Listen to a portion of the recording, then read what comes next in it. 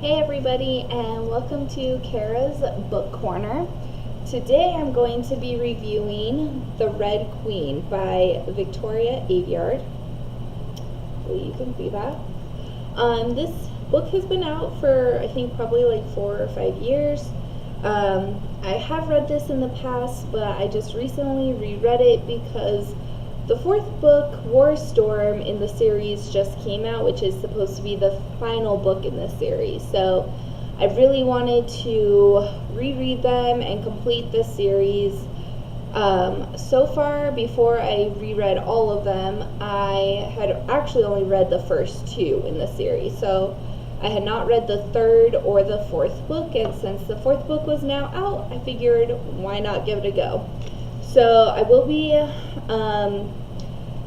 slightly spoilery, but don't worry, I will warn you before the spoilers get there, and if you have any, don't worry about it. I won't say anything before, I will warn you before I say any spoilers. Okay, so to start off with, if you do not know what this book is about, I'm going to just read a quick little synopsis for you from Goodreads, and it says, "This is a world divided by blood, red and silver. The Reds are commoners, ruled by a silver elite in possession of godlike superpowers. And to Mare Barrow, a 17-year-old red girl from the poverty-stricken stilts, it seems like nothing will ever change. That is until she finds herself working in the Silver Palace. Here, surrounded by the people she hates the most, Mare discovers that, despite her red blood, she possesses a deadly power of her own, one that threatens to destroy the balance of power. Fearful of Mare's potential, the Silvers hide her in plain view, declaring her a long-lost Silver Princess, now engaged to a Silver Prince. Despite knowing that one misstep could mean her death, Mare works silently to help the Red Guard, a militant resistance group, and bring down the Silver Regime. I don't know how you say that word. Regime? Anyways, but this is a world of betrayal and lies, and Mare has entered a dangerous stance. Reds against Silver, Prince against Prince, and Mare against her own heart." So, to start off, I'm going to start off with the good of this book. Honestly, when I very first read this book, I loved it. When it first came out, I was so intrigued by the synopsis. It sounds so interesting. It's a dystopian novel, so you have these red and silver people who are, it's a hierarchy. So the silvers rule everything, and the reds are just like the lowly people that are always basically held in poverty, and they're viewed as lesser from the silvers. And so, yeah. So that's kind of where our book starts off. There's a lot of world building, and it's pretty good. It's not too slow paced, and you get to see a little bit of Mare's like home life as a red. Explains that there is a war going on between the country that she lives in and the country bordering her country, and that basically the red-blooded people are sent to war at a very early age, like 18. It's called conscription. And it's basically like if you do not have a job by the age 18, you will be conscripted into the war, and that is your life. And you have to serve like 20 years or something, or even longer. I don't remember exactly how long, before you're discharged. And that's like your life. And Mare's father served in the war, and he was one of the lucky ones that came out alive. He lost he lost a leg, and his lung got replaced by a mechanical lung, and he sits in a wheelchair. And she said that he was one of the lucky ones. A lot of people don't come back from the war, and her father even lasted longer than most. Like, he was almost done with his sentence of serving at the war front before he came home. So you kind of start off like she's 17 years old. She doesn't have a job, so she knows she's going to be conscripted in the next year. And she's made peace with that. Like, she's afraid of going to the war front. She's heard all of these stories about it and how terrible and awful it is, but she doesn't believe that she has any talents, and so she doesn't feel like she's ever going to get a job. Her sister, who is younger than her, does have a job, and so yeah, anyways, things happen, and her friend does have a job. However, he then loses his job because his master gets killed. So he no longer has a job, and he's going to become conscripted. So Mare is a thief. She steals, like, she's a pickpocket, and she steals things. So she tries to buy her way out of the war. Her and her friend, things go terribly wrong, and her sister basically does this stupid move and loses the ability for her job. So it's kind of just like all really, really crappy in the first like 100 pages. And then on the lowest of the low nights, Mare runs into this rich silver who ends up giving her a job. So she goes and works at the palace, like the synopsis said, and she is there, and she basically is a waitress for the Silvers. They are at this big party, and it's called the Queen Stroll, which is basically the Silvers trying to find out who's going to become the next queen. And they just basically all show off their abilities, and Mare runs around to all the adults and gives them food and drink and whatever they want. Until that is, so it's kind of like in a big stadium, and then she's like up here on the top level running around, and on the bottom level is where all of the potential ladies are kind of duking it out to become the next queen. And Mare basically gets like, she doesn't jump off, but she gets bumped and she falls into the pit. And they have like these electrical currents running atop to keep like a separation from the people who are watching, and then the ladies down here who are fighting. Well, they're not really fighting each other, but they're like using their abilities one at a time to show off. Anyways, I'm getting sidetracked. So she falls, and she thinks she's gonna die because she's gonna hit this like electricity that's very high voltage. Anyways, she falls, hits it, and doesn't die, and basically accepts all this electricity into her body, and she finds out that she has this ability to control electricity and lightning, which is pretty freaking badass. So that's kind of where it starts. Like I said, the things I really liked about this book, I really love the idea of it. I really like the world building. It's a very interesting concept to me. I really like dystopian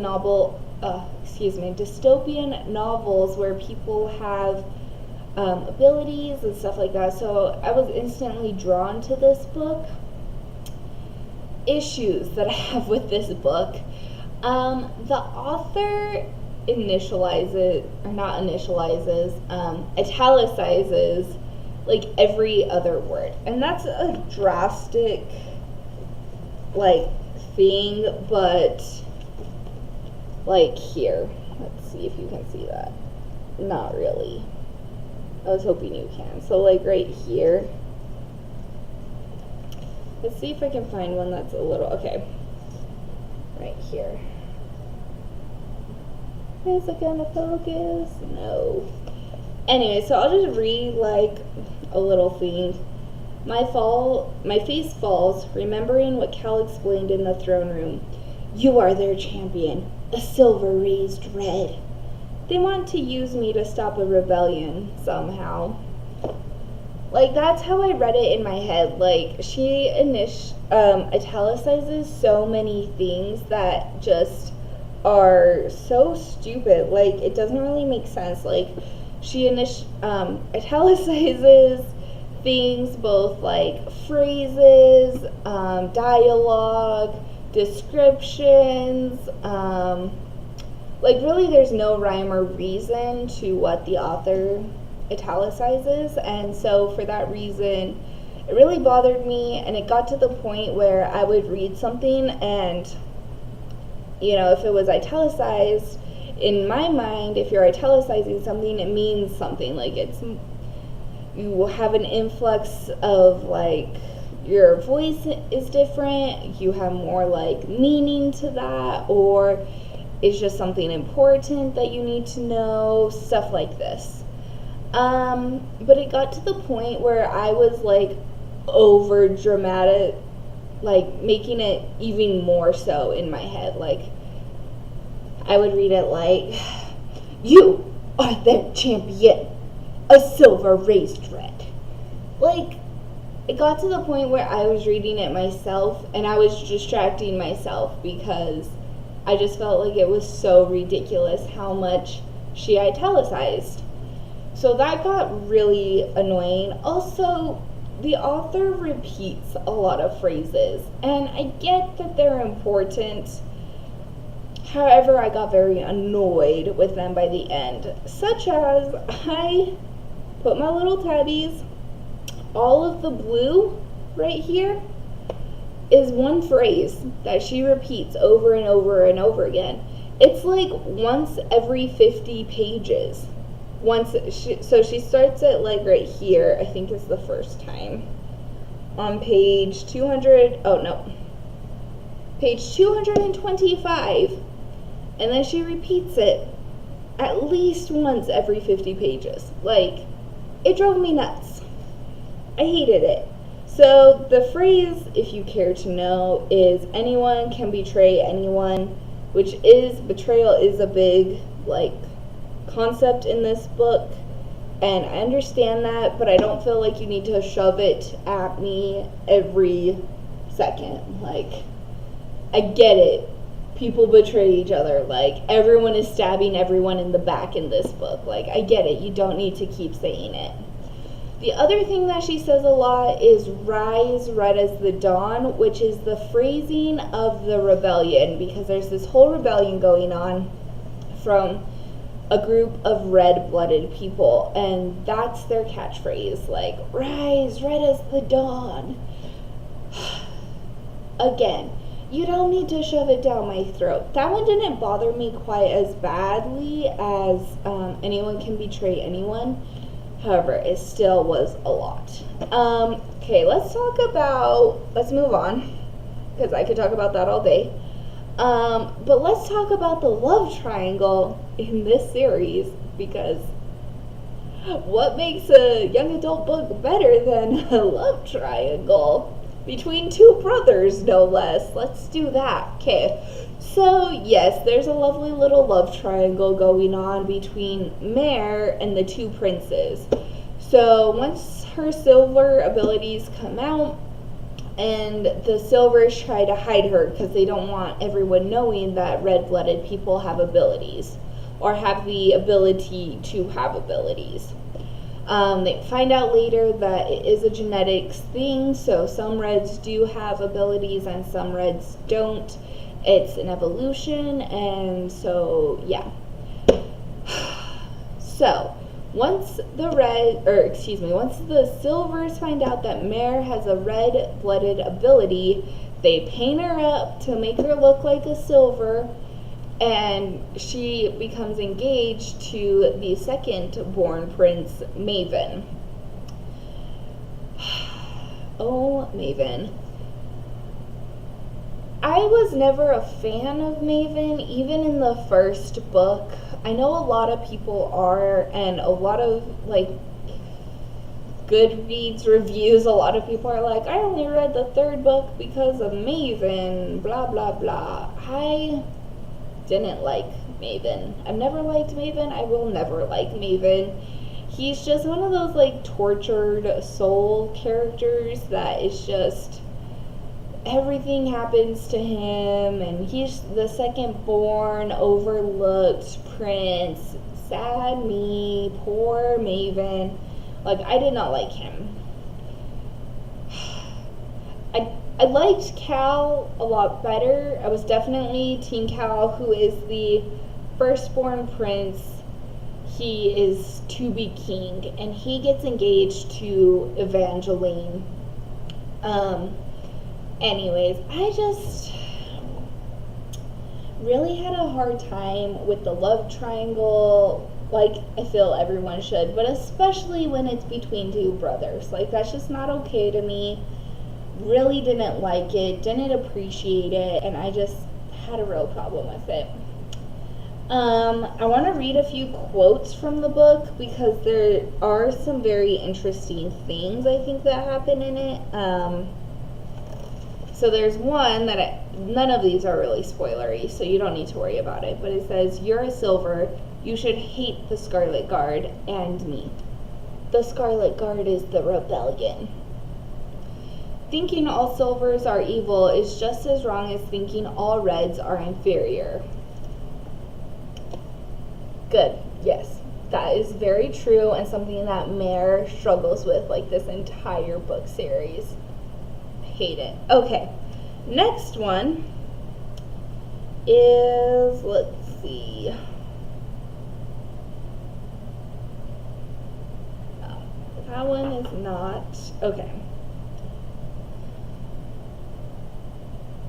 Oh, this one was just because, of course, she had to throw in the most hated sentence of all of young adult. "I let go of a breath I didn't realize I was holding in." How do you not realize that you are not breathing? These are my questions. Okay, let's see. So I think that's it for my non-spoilery review. I don't think I'm going to go into a whole lot of the end of the book. The last, like, 100 pages, it's almost 100 pages, are very intense.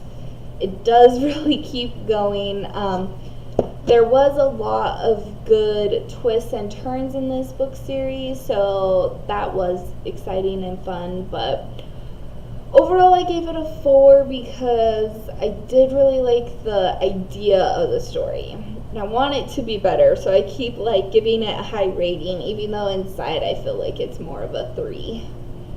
Anyways, but if you like this video, go ahead and give it a thumbs up, and don't forget to subscribe and like my videos, and I will see you next time.